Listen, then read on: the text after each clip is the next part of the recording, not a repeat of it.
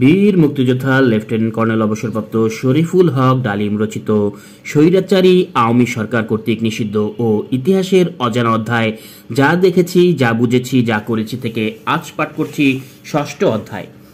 ইতিমধ্যে air marshal Nur খান শ্রমিক ও ছাত্রদের দাবি দেওয়া সম্পর্কে কতগুলো সুদূর প্রসারী পদক্ষেপ গ্রহণ করেন।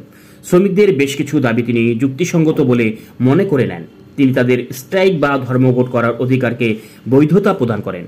আইয়ুব শাহীর শিক্ষানীতি বাতিল করে তিনি একটি নতুন শিক্ষানীতি প্রণয়নের পদক্ষেপও গ্রহণ করেন। বিশ্ববিদ্যালয়ের শিক্ষক নিয়োগ ও পদোন্নতি কমিটিতে ছাত্রদের প্রতিনিধি রাখার প্রস্তাবও তিনি উত্থাপন করেন। নূর খানের এ সমস্ত পদক্ষেপ গ্রহণে ইয়াহিয়া খান ও তার কাউন্সিল অফ অ্যাডমিনিস্ট্রেশন কিছুটা উদ্বিগ্ন হয়ে ওঠেন এবং শঙ্কিত হয়ে ওঠেন।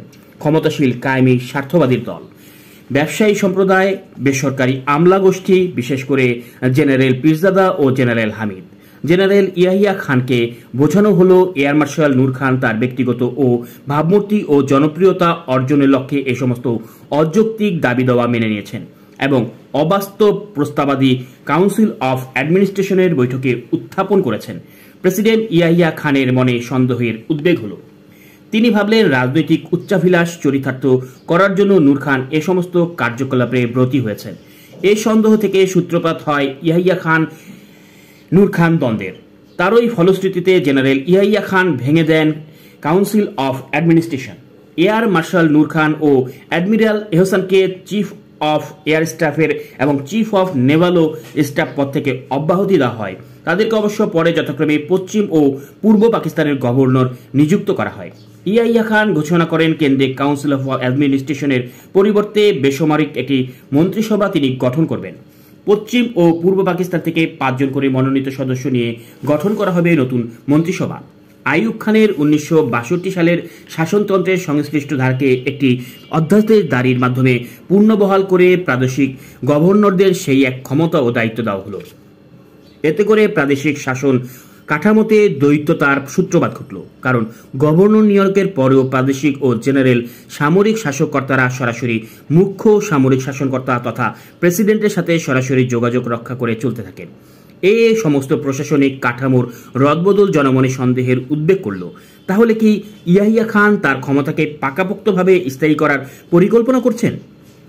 গণপ্রতিনিধিদের হাতে রাষ্ট্রীয় ক্ষমতা হস্তান্তর করে যথাশীঘ্রই সম্ভব ব্যারাকে ফিরে যাওয়ার প্রতিজ্ঞা কি তিনি আর রক্ষা করবেন না? জনাব প্রেসিডেন্ট কিন্তু সবসময় বলতে থাকলেন ক্ষমতা হস্তান্তর করে ব্যারাকে ফিরে যাওয়াই তার লক্ষ্য। ইয়াহিয়ার শাসনকালে বেসামরিক আমলা, বিশেষ করে সিএসপি অফিসারদের জন্য ছিল একালে কালো অধ্যায়। জেনারেল পীরজাদা এবং তার নেতৃত্বাধীন সিএমএলএ অফিসের 2 জন সুপার সেক্রেটারি জেনারেল রহিম ও জেনারেল করিমের প্ররোচনায় 303 জন সিএসপি অফিসারকে দুর্নীতির অভিযোগে চাকরিচ্যুত করা হয়। এদের মধ্যে অনেক প্রবীণ ও বিচক্ষণ কর্মকর্তা ছিলেন। দুর্নীতির অভিযোগ আনলেও কোনো সুষ্ঠু তদন্ত ছাড়াই তাদের বিরুদ্ধে অ্যাকশন নেওয়া হয়। এমনকি চাকরিচ্যুত অফিসাররা তাদের বিরুদ্ধে অনীত দুর্নীতির অভিযোগের সত্যতা বা অসত্যতা প্রমাণের সুযোগ হতেও বঞ্চিত হন। চাকরিচ্যুত অফিসারদের কয়েকজন পরবর্তীকালে নির্দোষ প্রমাণিত হওয়ায় আবার চাকরিতে পুনর্বহাল হতে সক্ষম হন। পূর্ব পাকিস্তানের বাঙালিদের প্রতি পাকিস্তানি শাসক গোষ্ঠীর হীন মনোভাব, বিদ্বেষ, অসম আচরণ, বঞ্চনা জনমনে সৃষ্টি করে প্রচণ্ড বিক্ষোভ। এই বিক্ষোভের আগুনকে প্রশমিত করতে এবং বাঙালিদের কিছুটা খুশি করতে প্রেসিডেন্ট ইয়াহিয়া খান কতগুলো পদক্ষেপ গ্রহণ করেন। তিনি 6 জন বাঙালি সিএসপি অফিসারকে কেন্দ্রীয় প্রশাসনে সেক্রেটারির পদে নিয়োগ করেন। তিনি প্রতিটি মন্ত্রণালয়ে নির্দেশ দেন যখনই কোনো সিনিয়র পোস্ট খালি হবে সেখানে বাঙালিদের অগ্রাধিকারের ভিত্তিতে নিয়োগ করা হবে। তার নির্দেশে বাঙালিদের জন্য সামরিক বাহিনীতে নিয়োগের কোটা দ্বিগুণ করা হয়। বাঙালিদের মনে পঞ্জীবিত ক্ষোভ প্রশমিত করার জন্য প্রেসিডেন্টের আন্তরিকতা ও সৎ প্রচেষ্টা প্রশংসিত হলেও কালের পরিপ্রেক্ষিতে ঘটনা প্রবাহ তখন অনেক এগিয়ে গেছে।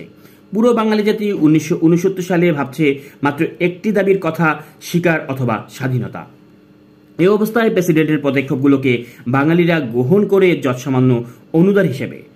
আজ যেখানে সমগ্র বাঙালি জাতি চাইছে স্বাধিকার অথবা স্বাধীনতা, সেখানে এ ধরনের সামান্য অনুদানে বাঙালি তাদের সংগ্রাম থেকে সরে আসবেই বা কেন? আগস্ট মাসের মধ্যে প্রেসিডেন্ট তার মন্ত্রিসভা গঠন করে। সদস্যদের মধ্যে প্রায় সবাই ছিলেন বয়সে প্রবীণ।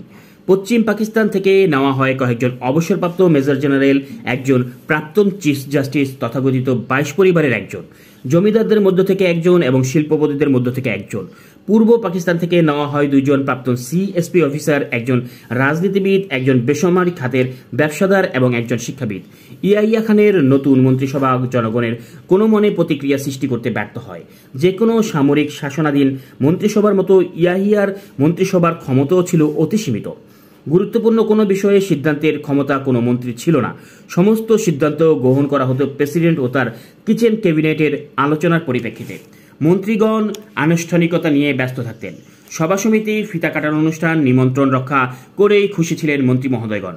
তাদের মন্ত্রিত্ব বজিয়ে রাখার জন্য তারা সম্পূর্ণরূপে নির্ভর ছিলেন স্বয়ং প্রেসিডেন্টের অনুগ্রহের উপর। তাই প্রেসিডেন্টকে খুশি রাখাই ছিল তাদের প্রধান কর্তব্য। জেনারেল ইয়াহিয়া খান যখন ক্ষমতা দখল করে তখন দেশ জটিল রাজনৈতিক ও সাংবিধানিক সমস্যার আবর্তে নিমজ্জিত। আর্থসামাজিক অবস্থাও চরম অবনতি ঘটছে। দেশের অখণ্ডতাই শুধু নয়, জাতীয় অর্থনীতি ও বিপর্যয়ের সম্মুখীন। সার্বিক এ পরিস্থিতি মোকাবেলা করার সক্ষমতা এবং সামর্থ্য কোনোটাই ইয়াহিয়া সরকারের ছিল না। যে কোনো সামরিক সরকারের সফলতার জন্য যেটা বিশেষ প্রয়োজন সেটা হলো জনপ্রিয়তা। তাছাড়া শহরভিত্তিক বুদ্ধিজীবী, আমলাতন্ত্র, ব্যবসায়িক সম্প্রদায় এবং অন্যান্য শক্তিশালী চাপ প্রয়োগকারী সম্প্রদায়ের সহযোগিতা লাভ করেও বিশেষ প্রয়োজন। ইয়াহিয়া সরকারের উল্লেখিত জনসমর্থন এবং শহরভিত্তিক শক্তিশালী সম্প্রদায়গুলোর সহযোগিতা ও এ দুটোর একটিও ছিল না। তদুপরি জান্তার মধ্যে ছিল ক্ষমতার কোন্দল। সর্বোপরি আইয়ুব খানের মতো জেনারেল ইয়াহিয়া সমগ্র সেনাবাহিনীর একচ্ছত্র অধিপতিও ছিলেন না। এসব কিছু মিলিয়ে ইয়াহিয়া সরকার ছিল মূলত একটি দুর্বল, অস্থায়ী সরকার। ইতিমধ্যে জাতীয় পরিসরে অর্থনৈতিক উন্নয়ন ও সুষম বন্টনকে কেন্দ্র করে বিবর্তনের সৃষ্টি হয়। বেশিরভাগ রাজনীতিবিদ এবং বিশেষজ্ঞগণ মনে করেন প্রচলিত ধনতান্ত্রিক অবকাঠামো অর্থনৈতিক উন্নতি আর সম্ভব নয়। তারা দাবি তোলেন মানুষের বেঁচে থাকার ন্যূনতম প্রয়োজনগুলো সরকারকে নিশ্চিত করতে হবে। এর জন্য তারা সোচ্চার হয়ে ওঠেন আর্থসামাজিক অবকাঠামোর আমূল পরিবর্তনের জন্য। কিন্তু সেটা সম্ভব ছিল না। বৈপ্লবিক পরিবর্তন সাধনের মাধ্যমে ইয়াহিয়া সরকারের পক্ষে সময়ের এ চাহিদা পূরণ করা ছিল অসম্ভব এক প্রত্যাশা। তবুও সীমিত ক্ষমতাধারী ইয়াহিয়া খান ঘোষণা করলেন, আমাদের এই অবস্থায় সুষ্ঠু পরিকল্পনার মাধ্যমে অর্থনৈতিক উন্নয়নের পথে অগ্রসর হওয়া ছাড়া অন্য কোনো গতি নেই। সামাজিক ন্যায় প্রতিষ্ঠা করতে না পারলে অর্থনৈতিক উন্নয়ন সব প্রচেষ্টাই ব্যর্থ হবে। সামাজিক ব্যবধান অবশ্যই কমিয়ে আনতে হবে। গরিব ও বড়লোক শ্রেণীর মধ্যে অর্থনৈতিক ভারসাম্য প্রতিষ্ঠা করতে না পারলে সামাজিক অস্থিরতা, প্রতিহিংসা ও দ্বন্দ্বের অবসান ঘটানো যাবে না। ফলে কোনো অর্থনৈতিক অগ্রগতি সম্ভব হবে না। সুপরিকল্পিত অর্থনীতির মানে হচ্ছে সর্বপরিসরে সাধারণ জনগণের জীবিকার মান উন্নয়ন করা এবং শুধুমাত্র সুবিধাভোগী শ্রেণীর স্বার্থের পরিবর্তে সাধারণ জনগণের স্বার্থকে অগ্রাধিকার প্রদান করা। বাস্তবে এ নীতি প্রয়োগের জন্য প্রয়োজনীয় হয়ে ওঠে অবকাঠামোর বৈপ্লবিক পরিবর্তন। সামান্য কিছু কসমেটিক্স পরিবর্তনের মাধ্যমে ফলশ্রুত করা কিছুতেই সম্ভব ছিল না। ইয়াহিয়া সরকার 1969-70 এবং 70-71 বাজেটে শ্রমিকদের ন্যূনতম পারিশ্রমিক ধার্য করে দেয় এবং স্বাস্থ্য, শিক্ষা, বাসস্থান ক্ষেত্রেও বরাদ্দ বাড়িয়ে দেয়। ইতিমধ্যে বৈদেশিক সাহায্যের পরিমাণও কমে আসে অভ্যন্তরীণ সঞ্চয়ের হার। ফলে প্ল্যানিং কমিশনকে বাজেট বরাদ্দ রদবদল করতে হয়। 1969-এর গণ আন্দোলন ও বাঙালিদের পশ্চিমা বিরোধী ক্ষোভের একটি প্রধান কারণ ছিল পূর্ব পাকিস্তান ও পশ্চিম পাকিস্তানের মধ্যে ব্যাপক অর্থনৈতিক বৈষম্য। দীর্ঘদিনের শোষণ ও বঞ্চনার ফলে এই বৈষম্য ব্যাপক আকার ধারণ করে। দেশি বিদেশি বিশেষজ্ঞরা অভিমত প্রকাশ করেন, পাহাড় সমান ও বৈষম্য দূর করতে না পারলে পাকিস্তানকে এক রাখা যাবে না। কিন্তু পাকিস্তানকে এক রাখার জন্য অসামান্য রাজনৈতিক এবং অর্থনৈতিক ত্যাগ স্বীকার করতে হবে পশ্চিম পাকিস্তানকে। পশ্চিম পাকিস্তানের শাসক গোষ্ঠী কি তার জন্য প্রস্তুত? শাসক গোষ্ঠীর এই সদিচ্ছা থাকলেও রাতারাতি এ বৈষম্য দূরীভূত করা অবাস্তব। কিন্তু পূর্ব পাকিস্তানের জনগণের কাছে পশ্চিম পাকিস্তানের এই সদিচ্ছা কতটুকুই বা বিশ্বাসযোগ্য বা গ্রহণযোগ্য? এই অবস্থার মধ্যে ইয়াহিয়া সরকারকে উদ্যোগ গ্রহণ করতে হয় চতুর্থ পাঁচশলা পরিকল্পনা প্রণয়নের। শেখ মুজিব প্রথমত এই প্রতিবাদ করেন। তার যুক্তি ছিল অস্থায়ী সরকার হিসাবে ইয়াহিয়া সরকারের সুদূর প্রসারী পাঁচশলা পরিকল্পনা প্রণয়নের কোনো অধিকার নেই।